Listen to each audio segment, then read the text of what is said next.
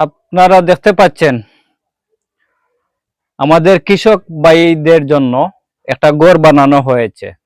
এখানে উপরে সৌর বিদ্যুতের ব্যবস্থা আছে, এখানে পানির ট্যাঙ্কি আছে, এই যে সবজি খেতে পানি দেওয়ার জন্য।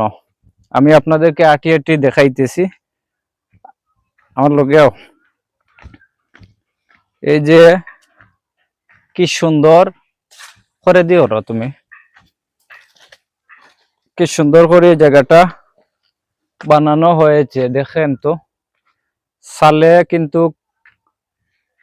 প্যানেল বোয়ানি আছে, সৌর বিদ্যুতের সিস্টেম। এই যে ট্যাঙ্কি দেখতেছেন, এই ট্যাঙ্কিতে পানি জমাট হবে এই সবজিগুলাতে।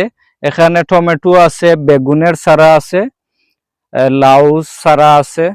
এই সবজি বাগানে এগুলা পানি দেওয়ার জন্য এই ঘরটা বানানো হয়েছে। জায়গাটা আমার কাছে খুবই ভালো লাগছে। এটা আসলে সম্ভবত সরকারি প্রজেক্ট, সরকারের মাধ্যমে এই ঘরটা বানানো হয়েছে। এই ভিডিওটা যদি আপনাদের কাছে যদি ভালো লাগে তাহলে সবাই শেয়ার করে দিবেন।